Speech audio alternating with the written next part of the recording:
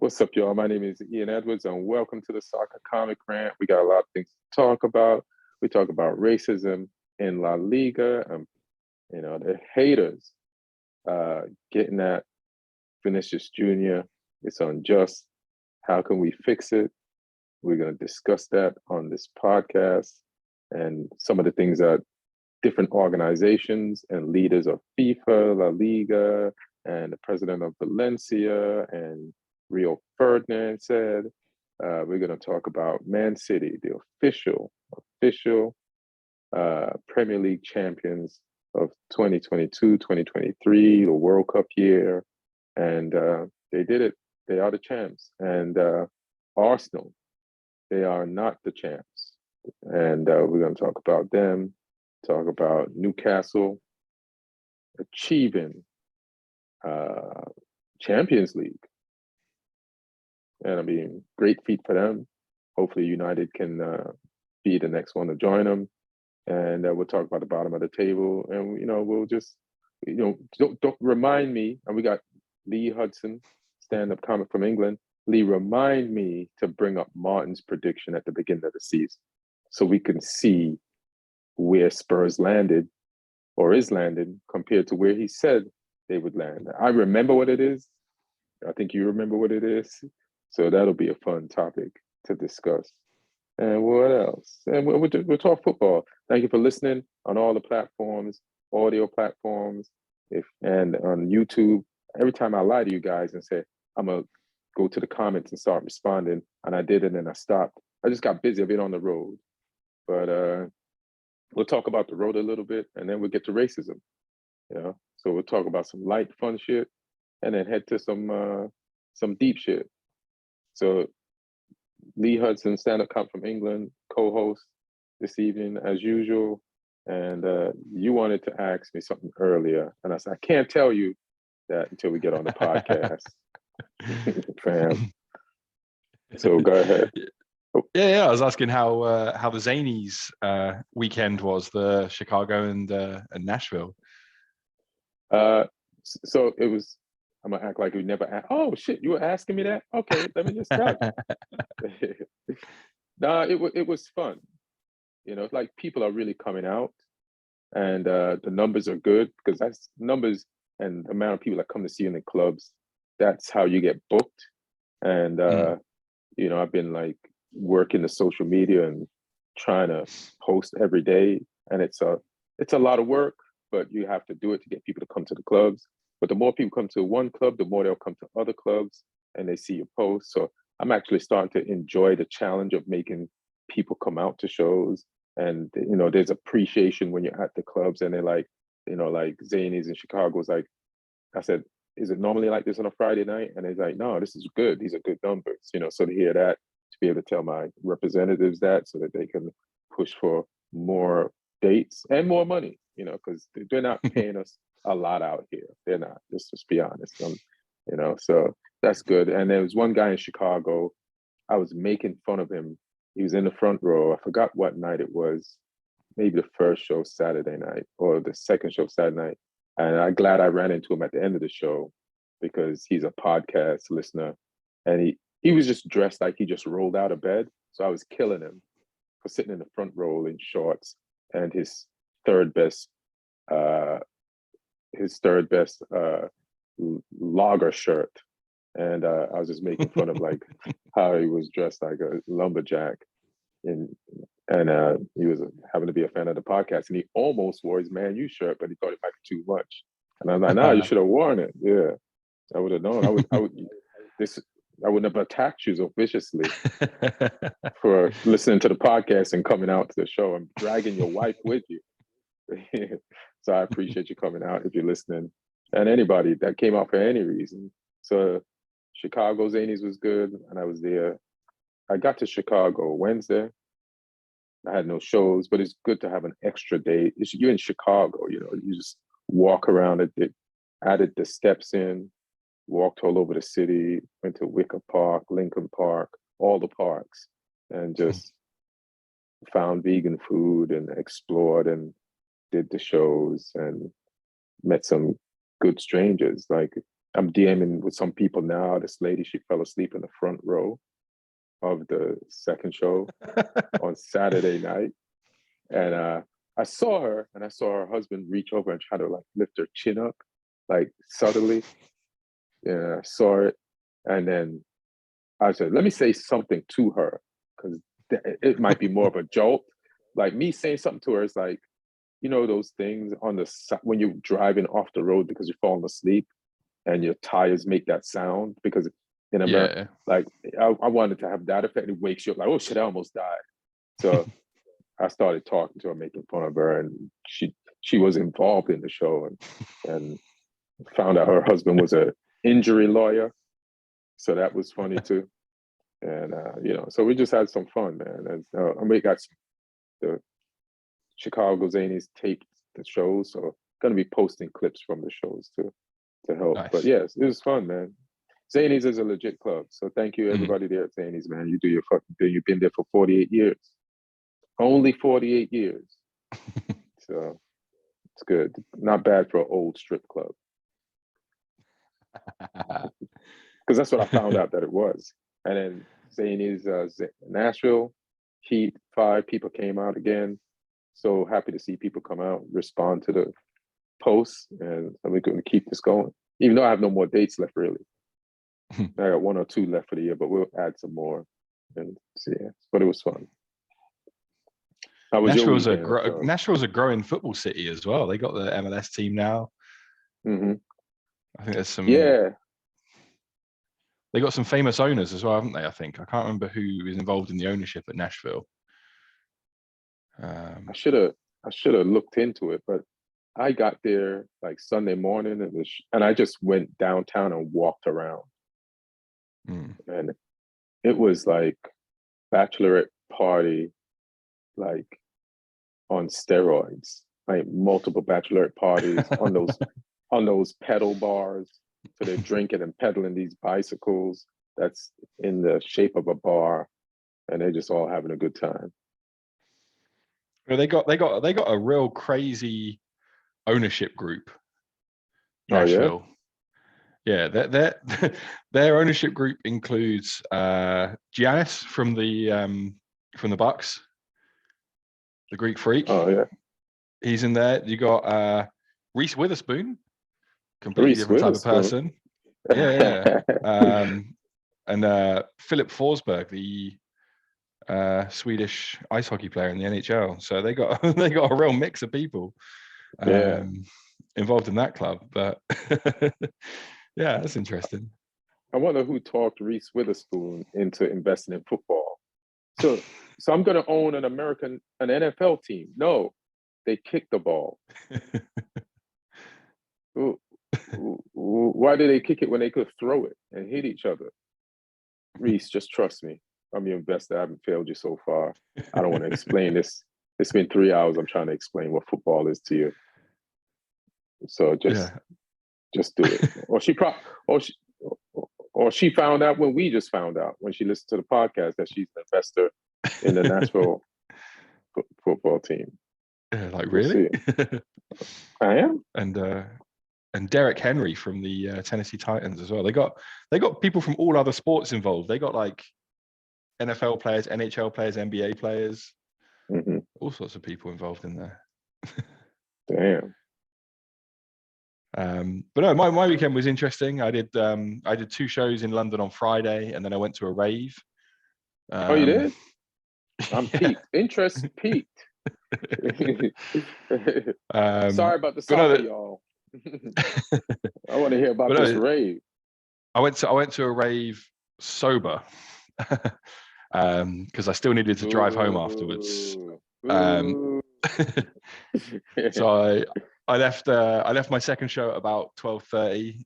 I went to a rave until 3:30 in Brick Lane in East London, and then I went to a 24-hour bagel spot afterwards. In London or where? In London, in Brick Lane. Is there a patty shop near there, or do they sell patties? These ones don't know. They're just like bagels and other baked stuff. How long's that bagel shop been there? Years. There's 2 of them they're on Brick Lane. They're open 24 hours. Both of them. They're like competing. I think I remember like going there to do shows with John Smith, and then we'd go to these like little parties or clubs in London, and either outside or near where there'd be like a bagel shop. There would also be these. Could also get patties just late night, and it just sounds like the bagel shop sounds like I've been there. But it's been a minute. Yeah, it wouldn't surprise me if there is something around there, because there's loads of little like restaurants and like late night food spots, because there's loads of late night bars and like rave venues, nightclubs around there as well. So it's a cool part of town. But yeah, and then I got in my car at like 4 a.m. and drove home. So you could have drank because you had a bagel. You had bagels for like absorb. Like, how dare you? How was a rave? Yeah, it was good. It was for the 20th anniversary of an album me and a friend used to like when we were teenagers. So it just made us feel real fucking old. Going to like the 20th anniversary rave for this album. But they had like remixes of songs that were on the album and stuff. And some of the people that did vocals on the album came in and did the vocals live at the rave and stuff. So it was cool. It was a fun night. So yeah, I've been trying to get out and see more like music and stuff recently this year, because I didn't do it enough like pre-pandemic, and I thought I need to get out and see more stuff.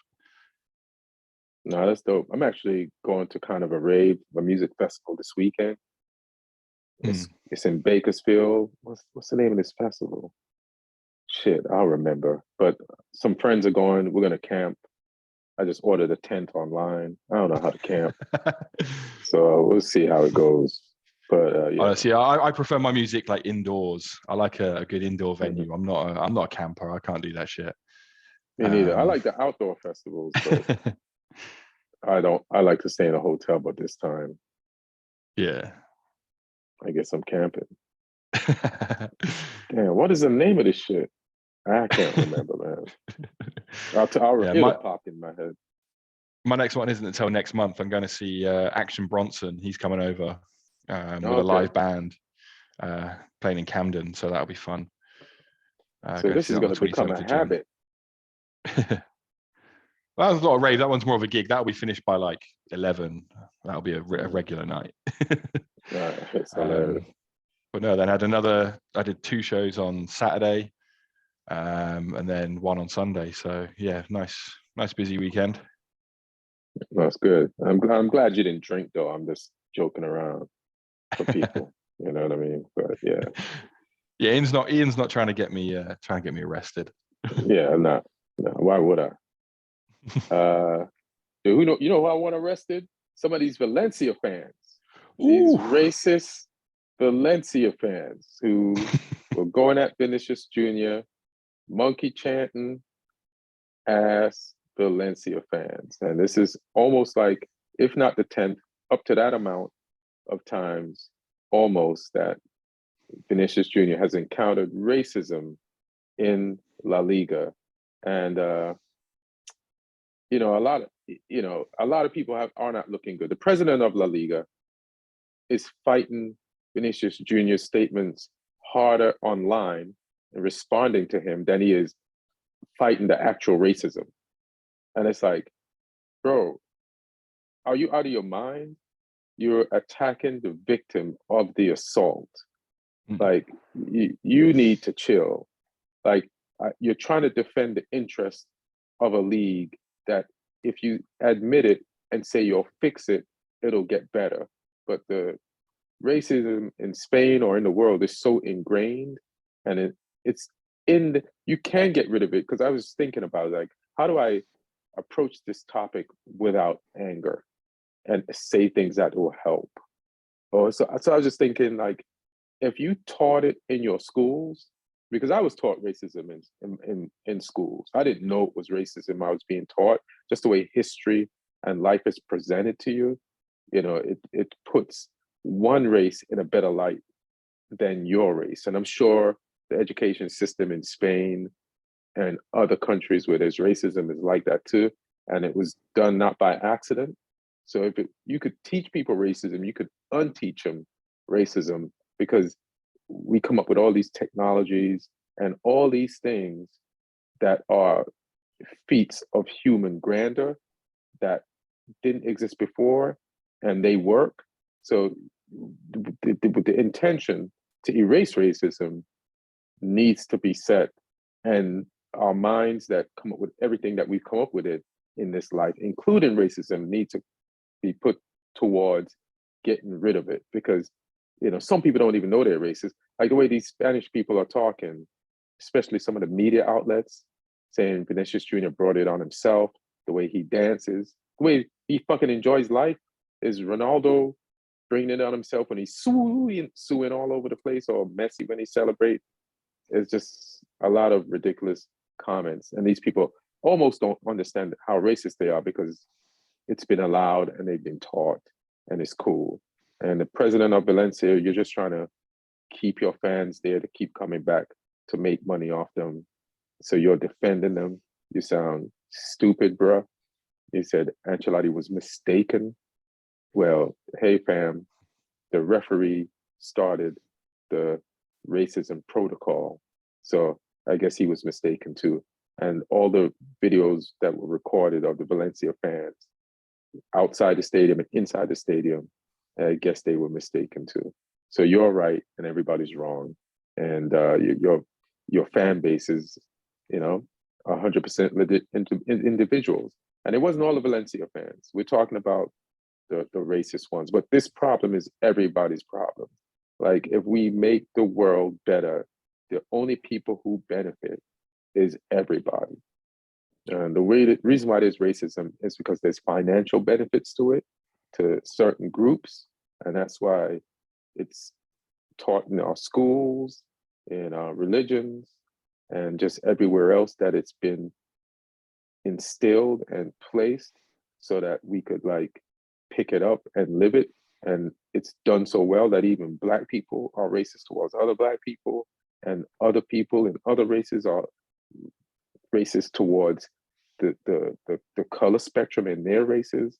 So it was done on purpose, and it can be undone, but we gotta start to do that shit now. And shout out to Rio Ferdinand for his post about it, about getting the players together, ex-players and current players, and saying that they should all meet up, and which kind of reminds me of stuff like Muhammad Ali and Dual Cinder, Kareem Abdul-Jabbar, and all the great Black athletes from back in the day used to get together to have meetings to deal with racism, because they have all this power and the light is on them. And especially now with social media, they have all these followers, so they can influence and use their power in a more positive way now to force some of these leagues and organizations in football that don't want to do anything except these weak ass protocols. They can, force their hand and say, this is what needs to be done. If you don't do it, then we don't play. And just draw the line right there. But hopefully it'll all get figured out. Sorry, I just jumped in and just ran with it. But what do you have to say? No, it's cool. It's something that needs to be spoken about. It was probably the biggest story of the weekend football-wise, just because of how just shocking and saddening it was to see that. To see a player on the pitch with tears in his eyes. It's just messed up. Football's a thing that should bring you, a range of emotions. You might feel sadness because your team's lost or something, but you should never have to feel sad in that way because of, a sport, which is it's just a damning sort of statement on society that that's still happening. And I mean, it happened before the game as well. He had stuff shouted at him when he arrived at the stadium from people waiting outside. So Valencia fans were, or some of them, like you say, not all of them, some of them were on it from the beginning. So that was what they were setting out to do. They were just warming up, waiting for the bus to come. However racists warm up their voices to sing their shitty chants. So that's great. Yeah, and I don't like it when they're sort of out there trying to say, oh no, they were saying something else or something like that. It's no, a player won't get that visibly upset with something he misheard. That's the reaction of someone who knows what they've heard. And yeah, other players are saying it as well. And the referee started the protocol saying, "Oh, if it happens again, we'll go off the pitch." But like, apparently there are other Real Madrid players, like Courtois was saying, like, "Oh no, they were doing this in the first half as well," and stuff like that. And then, I mean, yeah, seeing the guy get like cards as well is just like, he got a yellow card for going over to the fans and stuff. And I think that's just, yeah, it's insane. Yeah, that it's just not a good look for anyone involved when they don't deal with it with authority. They just sort of, kind of turn the person who's the victim of it into the villain, which, yeah, it's not right. It's something that needs to be addressed, and yeah, no one wants to see it. It's yeah, it's messed up, but it's something that's happened in La Liga before, and they need to do something about it. And I don't feel like the president of La Liga coming out as well and getting on the offensive is a good look either. It should just be, we're going to do our best to weed this out and try and eradicate it. But also at the same time, it's not purely on football to change society. Football can have an effect, but it goes deeper than football. When it's happening, it's not football that's caused it. It's just manifesting itself at football. There's obviously a deeper societal cause which would need to be addressed. I don't know how you do that in, like you say, education systems and whatnot, but I mean, if I had the answers, No, we're counting on you this episode to come up with the answers and fix it. Nope. That's why I just had you on the pod today. I said, Lee's gonna solve this shit tonight. Well, I mean, the easiest way would just be actually identifying people and punishing them, which is a start, because Spanish stadiums as well, they're a little bit older, a lot of them, and they're not as sort of technology monitored as British stadiums. In British stadiums now, if people do shit, they get found. There's cameras looking at the stands and stuff. It's a little bit dystopian, but it does mean if anyone wants to do some shit, then they get found really quick. If someone chants some shit, they get found out. If they try and, like that guy who tried to jump over and kick Aaron Ramsdale at the Spurs Arsenal game, he got found real quick. So there are ways that they get these people, but I think, yeah, like in some older stadiums, there's not those things to identify culprits of that sort of behavior, which isn't helpful. But punishment's only one thing. It doesn't necessarily deter people who want to be shitty like that anyway. So yeah, it's about getting out there and actually trying to change society, which isn't an easy thing to do. Yeah, I mean, it definitely needs to be done. I mean, fans just been out of pocket, period. Like, even the pitch invasion when Man City won the title this weekend, even though the fans knew they were going to win what happened last year when I think it was Crystal Palace. Everton got saved at Crystal Palace in the pitch invasion, and some of the fans got in Patrick Vieira's face. And fans just been out of pocket. What else incidents we have? And it's not just racism, it's just fan entitlement. We were kind of talking about it last week at last episode, like how fans going too far. And it's like, if it wasn't racism, it would be something else. The fans are like kind of tripping right now. Not all of them, but the ones that are tripping, they really tripping. It's like, if they're not gonna, and it's all stems from like insecurities and ego and power tripping, and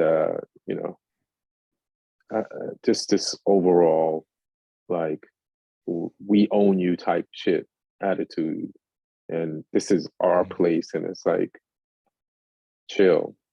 Fans, the ones that are acting up, they need to chill, because you can't demand that athletes, every time an athlete does something wrong, he's a role model, he should know better. But then there's more fans tripping than athletes.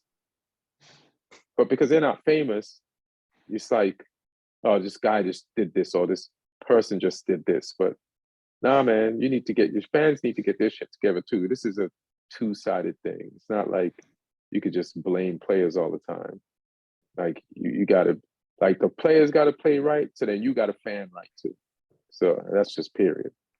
Absolutely. Yeah. Let's move on to an even more upsetting topic. Man City officially are Premier League champions. And like, what do you think of like the product on the pitch overall of Man City? I mean, it's undeniable that they've been the best team this season. I don't think they've been the best team the whole season. Obviously, they had some wobbles, but the league table doesn't lie overall. Mm-hmm. They've got there because they got enough results in the first part of the season, but then they've peaked at the right time. They've just come into the business end of the season in unstoppable form. And some of the football they play has just been, it's been outrageous. And I think that sort of peaked in the Real Madrid game, the second leg, because that was just a weird feeling to sit and watch a Real Madrid team. Even, it's a Real Madrid team that maybe has some players who are getting on a bit, but they've shown this season that they're still quality players. But to see them get dominated to the level they did with the football that City were playing was pretty phenomenal. That was something I'd be terrified of if I was an Inter player watching that. Are we about to get embarrassed in this final? Who knows? But I mean, watching City just absolutely ragdoll a European giant like that was pretty crazy to watch, because we were chatting before the game in our the group chat with Neil Martin, sort of saying, it was after Inter beat AC Milan. I was like, if City can get past Real, they've got a good chance of winning this year. But then we were all sort of like, but easier said than done. Real Madrid, they're one of the European greats. They love to turn a game around. It's going to be tough for City to get past them. And then City just went, no, we'll show you it's easy. And I just couldn't believe the levels they hit in that game, because even for them and what they've done this season, that was like they took it to a different level in that game. Like Real Madrid didn't complete a pass inside City's half for the first 24 minutes of the game. Yeah. Which is insane when you think about it and you think of the players they've got with the quality they've got on the ball. It was pretty madness. And then I think got summed up in one moment when Vinicius Jr. sort of broke down the side, and then Kyle Walker just burned past him, took the ball off him, and then just turned and walked out with the ball. I was just like, okay, it's not Real Madrid tonight. And then obviously they've done that to some teams in the league. They could afford to put all their stars on the bench for probably the strongest bench I've ever seen in a Premier League game for the game against Chelsea. I want to ask you about that. So, because Darren Bent was saying that too, and you're saying it, right? So, there was a time when I think it was against Arsenal when Sir Alex fielded a team of like 8 defenders. That means a great team was on the bench. So I just wanted to see if you could look up that team, if you remember that game, and let's see who he had on the bench for United, to compare like benches, because I do feel like United, like Man City, the product. Like sometimes even when they win, it looks boring, but lately they really played some excellent, like just class football. But I'm thinking about those Beckham teams and those Ronaldo teams, like, because people are saying before City has even won, like they won the league, but they haven't won the FA Cup yet. They haven't won the Champions League yet, which is huge. And all 3 of them together is like, it's like the infinity stone of championships, like, it's like that's the Thanos glove, but you have to get all the rings first to make the glove work. And they're saying it's the greatest team ever. It's like it's like Arsenal was the champions until they weren't the champions. So slow down. But those Ronaldo, Tevez, Rio Ferdinand, teams, or Fergie that won Champions League and the league and the '99 team, like great players, man. Like we so I still don't think I think they're comparable. And then I just like United, the way they won was just way more exciting. Like Yeah. the comebacks, you know, and the I think that was at a resilience. time. Oh yeah, and I think that was at a time as well when the playing field was a bit more level.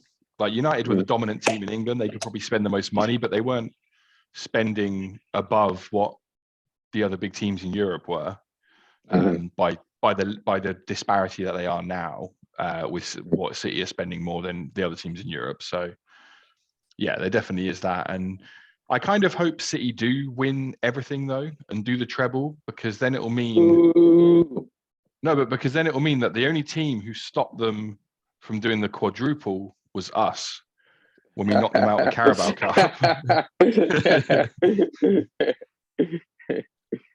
For hilarious. that, I think we would deserve to get reinstated into the Premier League. You know what? We should. You know what? You got a legit point right there. You got a legit point right there. We should start a letter, see if we get people to sign it to get y'all back in the Premier League. Just because of that, you stopped the treble team from being the quadruple team, like hands down. I mean, they still got to beat Inter and they still got to beat you guys to get that. So I'm hoping at least United's sort of local pride will drive you on to not letting them do that. And also I think there's added bonus, isn't there? There's obviously it's a local derby, but also United trying to preserve their status as the treble team, or the treble club. So they're kind of doing it for their legacy as well as winning that particular game, which is interesting. I've been looking online at strong benches, and there's a United one that came up against Blackburn in the FA Cup a few years ago. This isn't the Fergie era though. This was a different one. But your bench that day was Ibrahimovic, Pogba, Mata, Schweinsteiger, by Luke Shaw and Dean Henderson. So that's pretty strong. Yeah, those guys. Was that the year we came second, or the year when we fired Mourinho? Because that sounds like a Mourinho team. I'm not sure, but there's a game back in 2006, 2007 against Chelsea for United. This is back though when the bench was only 5 players, and your bench that day, and this would have been when Fergie was in charge, was Scholes, Ferdinand, Carrick, Rooney, Van der Sar. Oh, that's strong as shit. Yeah, that's all world class right there. I don't know if it's just because we've got these crazy like 9-team benches now. That City one was just insane. So it was like Edison, Diaz, Stones, Gundogan, Rodri, De Bruyne, Silva, Haaland, Grealish. Never heard of any of them. Maybe one of them rings a bell. I don't know which one, but this sounds all right, man. I don't know why people are going crazy over that. That bench? Come on, man. Scrubs. Why is everybody going crazy about these scrubs, man? I don't get it. Oh dear. But they won, and then at the beginning of the game, Chelsea had to give us an honor guard to that's something Neil did not want. But it's the only I can tell you involvement with honor Chelsea's going to have this season. I'll tell you that. Yeah, I could tell you who probably didn't want it even more than Neil is probably Raheem Sterling. Oh it's man, yeah. That was just a signal to him of how much he fucked up by making that move. I mean, he kind of had to make the move. It's like they got Grealish for 100 mil. It's like it's almost like it's an exit sign right by your locker for you. Yeah. And that kid, was it Carlton Palmer? Cole Palmer. Cole Palmer. Grealish better watch out. Like I know, but the way he possessed the ball is like he's been watching Grealish tapes, and like the way he played yesterday, it's like you can't really like judge him because it was Chelsea. And by the way, Chelsea, I hope you. It's not that Chelsea didn't try; they did try, but don't be trying to take no points off us this Thursday either. Don't disrespect us. United got you next. Just keep losing and dropping points the way you've been losing and dropping points. Don't come to Old Trafford and try to be like Mourinho Chelsea or Conte Chelsea all of a sudden. That is just rude. We need this point to secure Champions League. You're not going to be in it. Don't be assholes, even though it's up to us if we need to. But I just don't want no surprises, But yeah, that Cole Palmer next season, like the thing I like about Pep is like he's an English player, Cole Palmer, right? Mm-hmm. Like, and so is Jamal Lewis. So Rico Lewis, isn't it? Rico Lewis, yeah. And we got Stones, and we got Walker, and we got Grealish, and I think might be some others, but the Calvin Phillips, Foden. Foden. Like, this will help us win a national tournament. Like players like this playing at this level, at the highest level, against the best people in the world, and then you face them internationally. I beat you before, and I can keep the ball away from you. This is going to help Gareth Southgate. So Gareth Southgate might have actually, he's done a good job, but he's also, timing is everything. And you are an English coach at the right time. And there's a Harry Kane, there's these guys, even the players that Arteta are making Saka and some of the English players better under him, they're in the squad, and the Ten Hag players, the English players that Ten Hag has, and Spurs might get the Feyenoord coach who just won the league, he's a progressive football coach, and if they get him, whatever players there, mainly just Harry Kane. So this, like, don't blow this, Southgate. You have to win a tournament, and people are still going to disrespect you, but you still got to win a tournament with all this. Arsenal, finally, what a way to not wrap this up. It's like, come on, bro. Was it Forest they lost to? Yeah, 1-0. What? It's like, where's your sense of pride? Like, is that 2 weeks in a row they lost or dropped points? What happened last week? Yeah, they lost to Newcastle last week. Oh, no. No, it wasn't No, Newcastle. they beat Newcastle. No, they beat Newcastle, didn't they? They lost to somebody. Brighton, yes. But come on, man. Come on. This is, I don't know. I think it was fitting. I think it was fitting that City didn't win the league by winning a game themselves. They won the game because Arsenal lost the game. They won the league because Arsenal lost the game. Mm-hmm. Why? Because that's how it is this season. Like, Arsenal were in such a commanding position, and they threw it away. All they needed to do was carry on their form, and they weren't up to it. Sadly, I wanted them to be. I was rooting for Arsenal. I've said that before. I think it would have been healthy for English football not to have City win a 5th title in 6 years. Right. And I wish Arsenal had kept it up. And I think they had players who could have been capable of keeping it up, but they just didn't buy smartly. They brought in players who plugged a couple of little gaps in Trossard and Jorginho, but they didn't bring in a centre back they brought in the Polish guy, but didn't play him until the league was done. Thought they could get away with sneakily just having Rob Holding step in when Saliba got injured, and other teams were like rubbing their hands, like, no, we're gonna take full advantage of this. Chelsea cock-blocked them a few times by overpaying for players that they wanted that would have like helped them in the future. So Todd Bowley really is a big part of like why he's not only a big reason why Chelsea is shit, but he's also a big reason why Arsenal didn't leap. Like, like win the league. Like the Mudryk thing, the Enzo. Were they in for Enzo Fernandez too?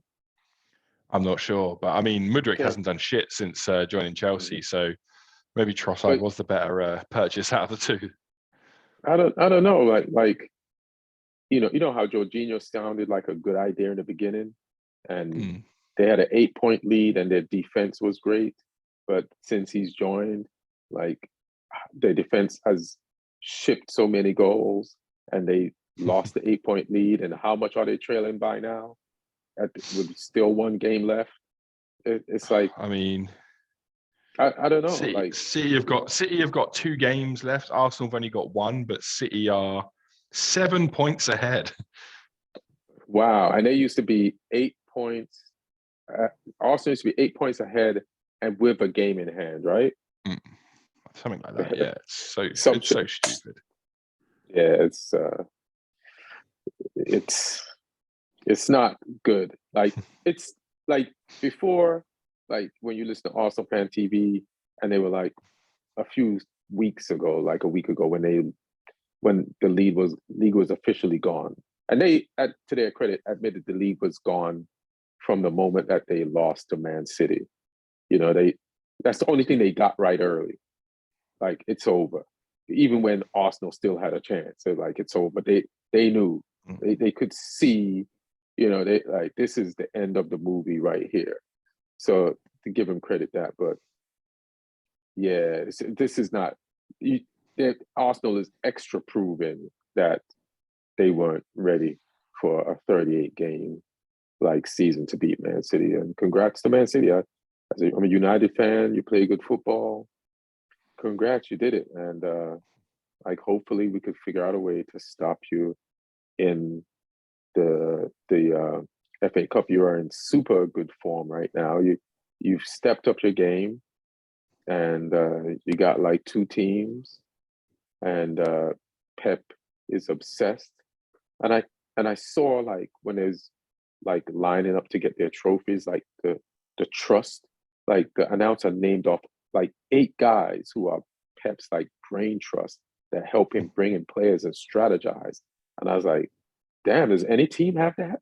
Like these guys be having chess football arguments just to figure shit out. That's like super like they are covered everywhere. These are the guys that find, like we know Rodri now, but what the fuck was a Rodri before City brought him in? You know what I mean? Or somebody with potential, but like Pep turns them into what they could be, you know, and more. And yeah, man. So but I feel like football is weird. Just when it seems like one team is going to dominate forever, that's when everything changes.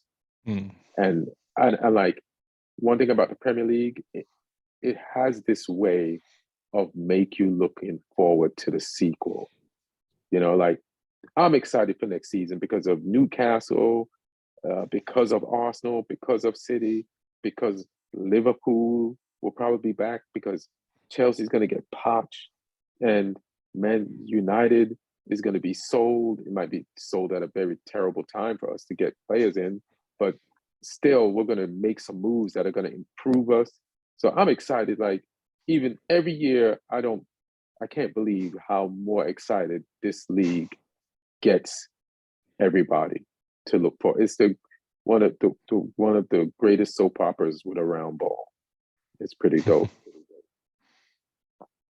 I'm excited about the championship instead next season. Oh man, damn Lee. Oh shit.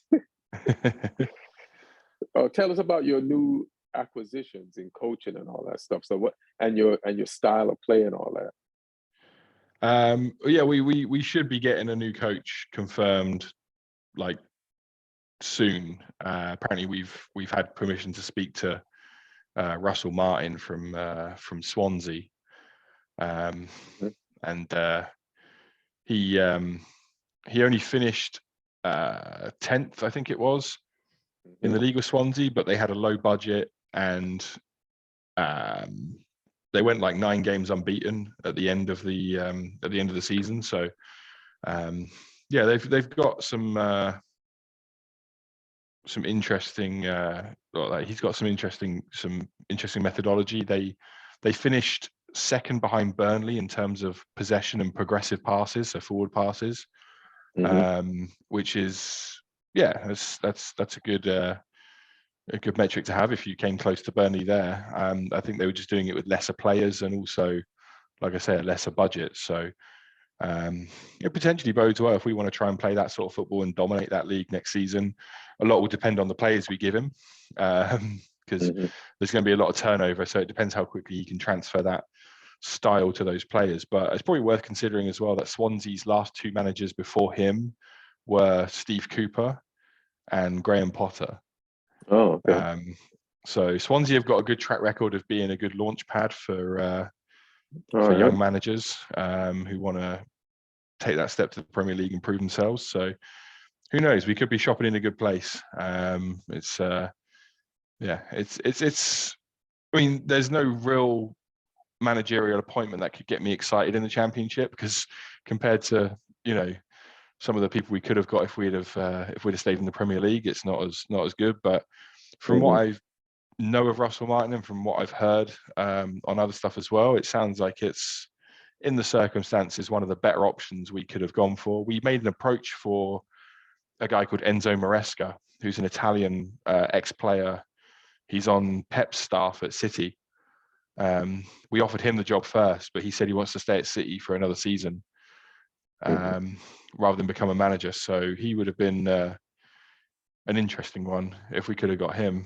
And then Russell Martin's apparently the number 2 choice for the job. But it's something. It sounds like it will be more attractive football to watch than Nathan Jones's was, or the stuff we've had served up under Ruben Sellers as well. So I'm ready to build and see what we can put together next season, hopefully for a quick return. But it's nice that we're getting it done early.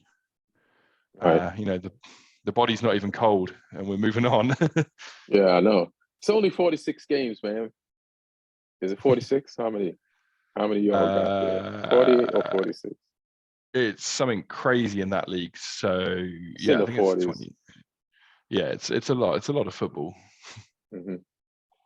Come on, Southampton. Let's do it. Let's be back, bro. Let's be back. I wanted to remember to do this too. You remember Martin's prediction for Spurs at the beginning of the season? I mean, that man is the most wildly optimistic person I know at the start of the season. He's true Spurs. True Spurs. Oh yeah, I mean, they're winning the league after the first month every year, and we say every year Spurs are football's premature ejaculators. They blow their load really, really early, and then it all goes south. And yeah, it's been funny watching Martin sort of just crumble into acceptance of how bad they are over the season. Because I'm a Southampton fan. Things have gone pretty shit for us, but my levels of expectation are never that high to begin with. I never say that we're going to do this or that. I sometimes I'm hopeful, but I'm never, we're going to do this. But yeah, it was.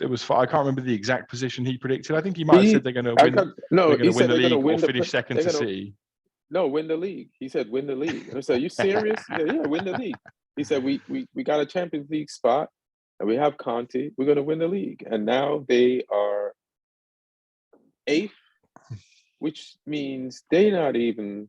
So 4 is Champions League. The 2 after that is Europa. And how many teams get into the conference? It depends as well. So Europa League spots might drop down additionally because of the cups. So because you played Newcastle in the Carabao Cup final, and the Carabao Cup is a Europa League spot, but obviously neither of you get that because you're both in the Champions League. So I think that adds an extra European spot. And you versus City, you should hopefully both be in the Champions League. So that would drop down another Europa League spot into the league. as well, because neither of you are going to get Europa League for winning the FA Cup. So we've already helped Spurs, and we might be helping them more by beating City in the FA Cup. Yeah, I mean, it's just a different name competition for Spurs to get eliminated from, though. So it doesn't really make much of a difference. Yeah, pretty much. They ain't going to do shit. They don't win trophies. They were in the Conference League the other season and didn't win that, and that was the easiest European trophy to win. They got knocked out by like some Slovenian farmers, I think, or something. I don't know. So easy. West Ham happened. is in the finals. Exactly. But I mean, yeah, it's just I find it amusing that Brighton are guaranteed to finish above Spurs now as well. A team who suffered losing their manager, not by choice, halfway through the season, and still managed to pull that shit off. So and just the fact that boldly tried to destroy. Yeah. And I mean, Villa could finish above Spurs now as well. They're 1 point ahead with the game to go. And Villa, when Emery took over, were like one place outside relegation. Yeah. And at the time, Spurs were probably top 4. Yeah, they were like third. Yeah. And now Villa are above them. Like Conte does not look like such a crazy guy now. He's like, what is he tripping about? Yeah. The wins weren't pretty and the losses weren't pretty, but he was third. And he gave up on a third place Premier League team. Like he was like, this is not good. And I think Spurs just made a lot of bad buys. I don't know if Conte's responsible for those buys, if he like how much, but there's no creativity there. They have, and I've been saying this, Spurs ain't got no defense, bro. And you can tell by the amount of goals that they've shipped this season. Like from the long gone are the days of Alderweireld and Kyle Walker. You sold multiple defenders over years for what? I guess to just pay for the stadium. Like whenever you get a stadium, and this is from other listening to it hurts you. It hurt Arsenal when they got their stadium. It hurt. Unless you got like some Etihad people, then you could, Etihad money, you can get away with it, or some PSG money, but yeah, this stadium and building it and paying for it and like has hurt the on the field product. And I don't think Levy's, I don't know, I go back and forth on it. They'd say he's this great businessman, and he is and he isn't. Like overall, up until this season, Spurs were ahead with him. Like this is like the place they're in now is almost where they were before Levy started 15 years ago. But before that, he had them. When you've never haven't won anything in a minute, and you're selected to be in the Super League with real teams, I feel like that's the biggest trophy Spurs has ever won, in recent history. Like to be named as a Super League team. And they should have and because of that, they should have just doubled down and decided to stay in it, with Spain, with Real Madrid and Barca and Juventus, because it's the biggest honor that they've been a part of. Who do you think is going to go down with you? I mean, it's a good question. I mean, obviously Forest secured safety with that win against Arsenal. So I think that's a real big achievement for them, considering where they were halfway through the season, because I thought they were guaranteed relegation at one point. They were right down there with us. There was talk of Cooper getting fired, but instead they took the leap of faith. They gave him a new contract. They backed him with a couple of more additional buys in the window. They brought some experience in. They got Keylor Navas in from PSG, which it looks like a good move. So yeah, now it's 2 out of Leeds, Leicester, and Everton. And I'm starting to think selfishly about who do I want to be competing against next season. I mean, I think I want Leeds to come down with us just because they sacked their director of football as well, and Allardyce won't stay, so they're going to be rebuilding from scratch as well. The team I think I want Leeds and Everton to come down with us, because Everton are a mess right now as well, and I don't know if Dyche will stay.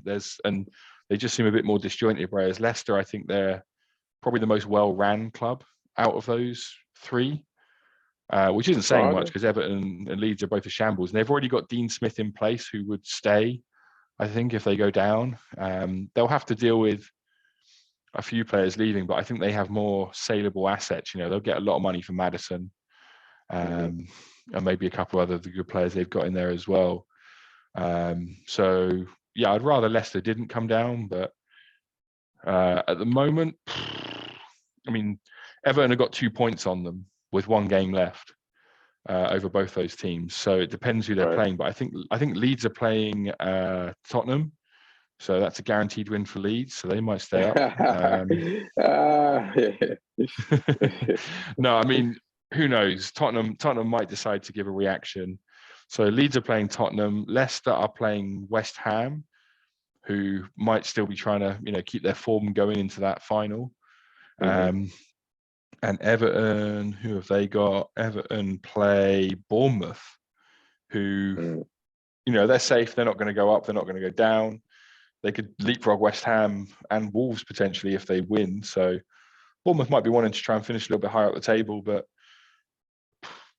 yeah, it's a hard one to predict. I think Everton might just pull it off just because they're already 2 points out. I think the Brighton win was the biggest turning point for them, because without that, they would be on 30 points. They'd be second bottom right now if they'd lost that game. And the fact that they turned up and scored so many goals at such a good team, you know, that might be enough to get them over the line. But it's last day of the season. Crazy shit happens. Some teams turn up. Some teams completely don't. You get some, you know, you can't really read form in that last day of the season sometimes. Just weird shit happens. I think I remember one game, like last day of the season, I watched Middlesbrough beat Man City like 8-0 when Sven-Goran Eriksson was in charge. Like that was pretty wild. Like, yeah, so mad shit happens. Who knows? We might get some final day crazy, which, you know, spice things up. But it's interesting, yeah, to have 3 teams in that mix on the final day.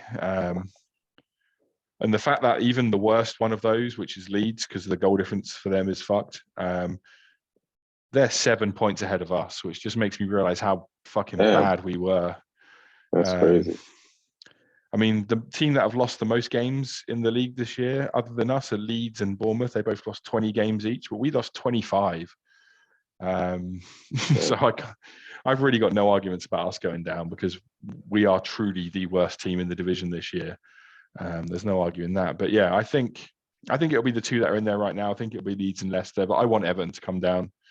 I want that relegation on Frank Lampard's CV. He deserves that. It's not going to be on him though. It's going to be on. It will. He was there for enough games for it to be on him. He was there for enough games that if they won something, he'd be claiming a medal. So he can claim relegation too. Damn. I want it to be Everton because I predicted it would be Everton of all the teams that I felt would go down. So selfishly, I just want to be right. I like being right. It's one of the best feelings in the world. But now that they got Dyche, I kind of like them. But they have no scoring, and they seem like they. If Calvin Lewin, he got pulled out of the game this week, and the fact that Sean Dyche came and Calvin Lewin was available for a few of the games towards the end of the season, kind of that was a major part of like where they are now. So I don't know where Calvin Lewin is, if he's going to play next weekend. But if he plays, they could get a point. And who they playing again? I'm sorry, you told me. Bournemouth. And Bournemouth is safe. They got 39 points, which is impressive for a team that fired their coach at the beginning of the season and gave the job to someone who never coached before or even picked a team before. So I'm happy for that guy. I'm happy for Forest and their Greek magnet. I don't know what he sells or where he gets his money from, but anybody Greek that got that amount of money is a magnet to me. And he's just sitting there with, even though he buttons his shirt all the way up, it looks like it's unbuttoned the way he just sits there in the stands by himself, like staring at all the money that he spent. And I'm glad he didn't like just waste money. And And then I feel like Steve Cooper, like you kind of made me believe in him as a coach, just based on what he did in the championship. And I feel like he's got this 1 year of experience and all this data, and he bought so many players. Now he'll figure out like, who do I need, who do I don't need, and how do I make this all better? It's like he's in fight or flight survival mode. Like he switched pretty fast after the first few games from like, okay, this championship style of play is not working here. Like, let me be defensive and just try to stay up. And he got it. So it's like maybe he'll be able to tweak this Burnley style of play and get a little bit more offensive and get more points. So kudos for Steve Cooper. Leicester, you fucked up. You sold a bunch of defenders over the last few years, and your team ships goals.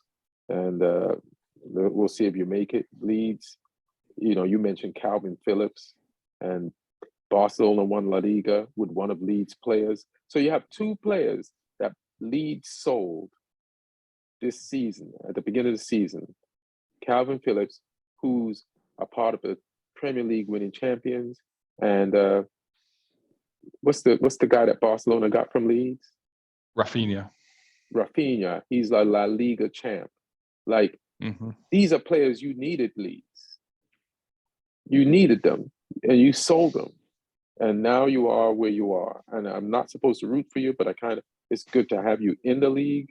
The guy that introduced me to Lloyd, like, and flew me to England to do shows, John Smith. This is his team, and so it was good to have him finally back in the league from all the days of watching football, when they were in the league and the competition between them and Manchester United. And I was attracted to them because you had an American coach and some American players. But now, like, you should have kept Jesse Marsch, and you don't let go of two players that end up on teams that have won the league. One, the actual league that you're in now, and the other one, the La Liga. So good luck to you. We'll see next weekend. We'll find out what happened. Is there anything else we should discuss? Did we miss anything? I think it's interesting that Firmino scored on his final ever Anfield appearance for Liverpool. Shout out to listener Joey Duda as well, who went to the game. He came over from the States. He did? Yeah, he's a Liverpool fan. He went to the game. I know he's a Liverpool fan. I didn't know he went to the game. Oh shit! All right, what up, Joey? He sent me a positive message about the pod, and like it's helped him through some tough times. And it's like, man, you're just going through some real tough times if this pod helps you. But thank you. Thank you, and I'm glad we helped you. And that's dope that you went to a game, man, out there. Yeah, and Firmino's a mini Liverpool legend, man. I'm not supposed to like anything Liverpool, but sometimes, like, Liverpool will have. First of all, I'm watching the games from America, so it gives you a different feel for the other teams. Like, you don't hate the teams you're supposed to hate because you're a fan of other teams. So I just always like Firmino, man. Like, so good luck to him. I saw Milner getting sung to and signing. So, like, he's grown leaps and bounds since the days of first seeing him playing for teams, and he's, was an integral part of like Liverpool's like ups. And so shout out to him. Who else is leaving Liverpool? Oxlade-Chamberlain and Naby Keita as well. Naby Keita, yeah. I don't know why Naby Keita didn't pop off. They say it's injuries, but I could have sworn I seen him sitting on the bench healthy most of that time. But, and Oxlade-Chamberlain, I just guess you won some rings and things, so good for you. You didn't stay at Arsenal. You bounced and you got something out of it. And you did some things in some games. You're like an Origi style midfielder. You had that type of a kind of a career. So good. He's a free agent. It's time for him to come home now. Come back to where he started his career. Yeah.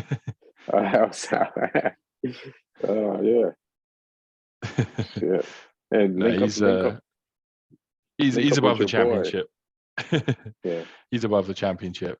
But yeah, if we could get him, keep Walcott, and then tempt Gareth Bale out of retirement, we could start getting all the old boys back. Did you see Wrexham tried to get Bale out of retirement?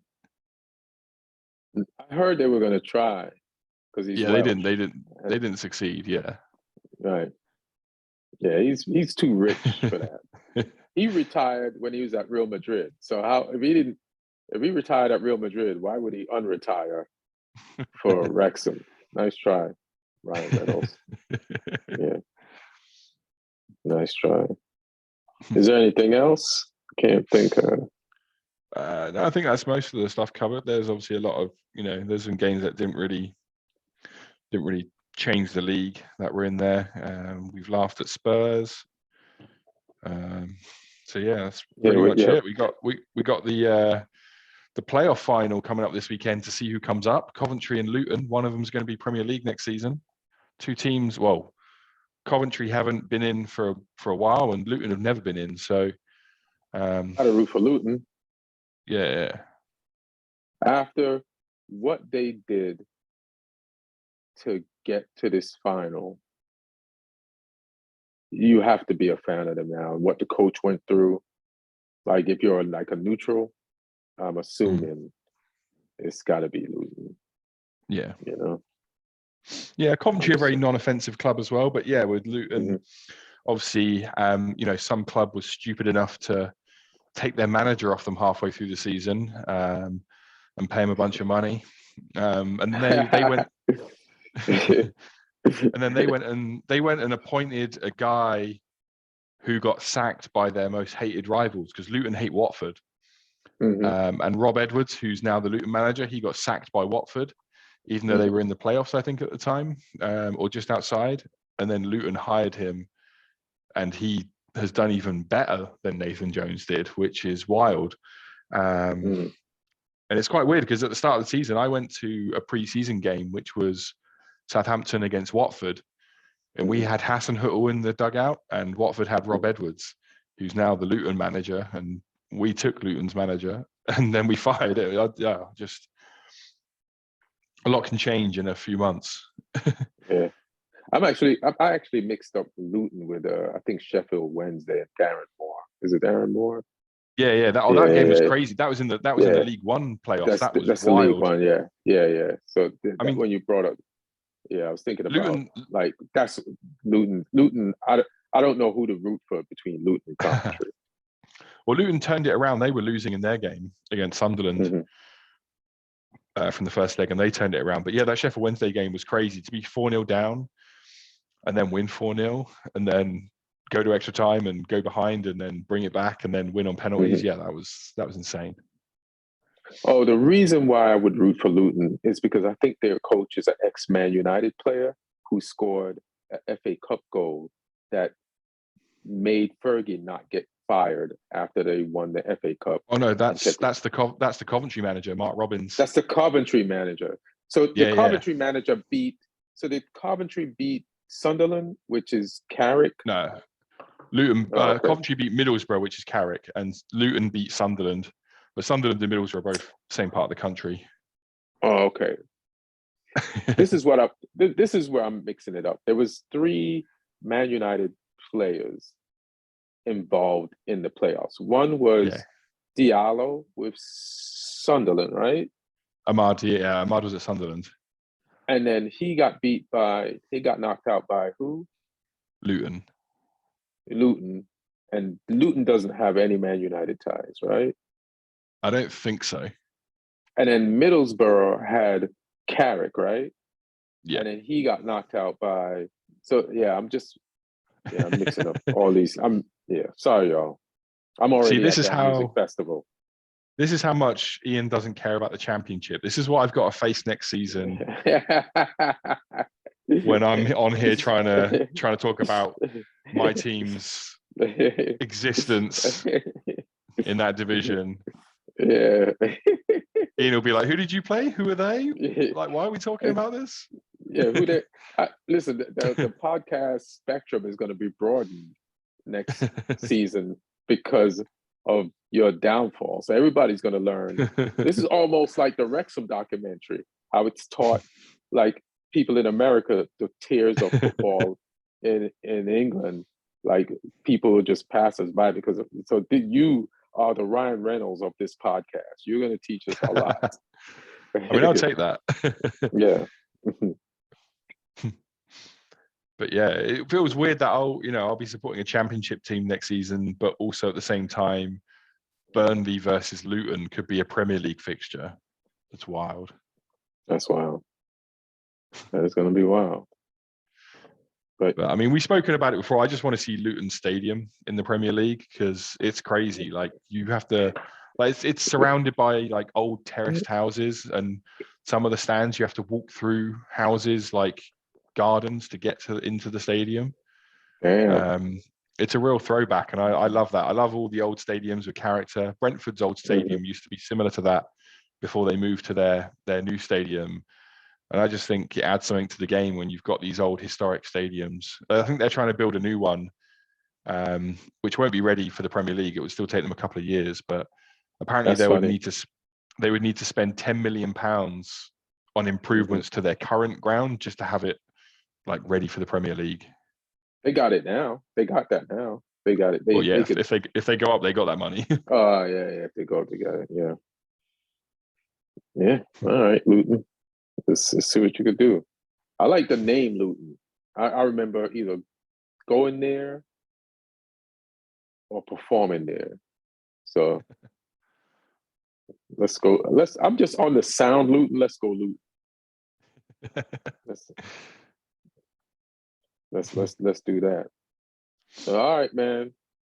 And everybody watching and listening. I'm also wearing this Brazil shirt.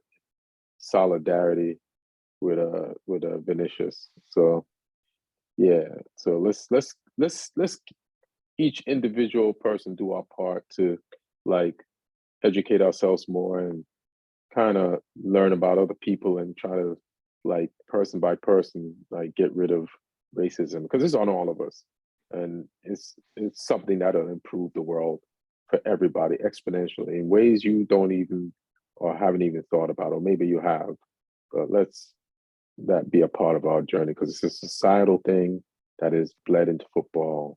And like we're supposed to be enjoying ourselves talking about soccer and we're not. So it's like, how do we not have this happen in soccer? We just be better people and hold other people accountable and be accountable ourselves. So thanks, man. Again, we're pulling up. Neil has just left India. I think he ate in every restaurant in India. Like how he's not fat when he comes back. We're gonna do a shameful what's a body fat percentage check when he's next on the podcast. Like the amount of meals he posted, like from the ones that his mom's made to just places he visited, is like he looked like a food critic out there. Yeah, and he was taking us on a food tour of India. Crazy, right? And I didn't know he was just such a good food photographer. Like that shit looks delicious. Everything he posted. Yeah. I think he's in Singapore right now on a layover. Oh, so he lay over on the way there and on the way back in Singapore? Yeah. He's from his stories. He's in Singapore right now. So yeah, he'll be back soon. All right, yeah. He's on his way back. He's gone like a month, right? Some shit. Yeah. Like when Neil left, Arsenal was at the top of the league. and he's back. And before he came back, he's gone so long. Man City are champions, and there's games left.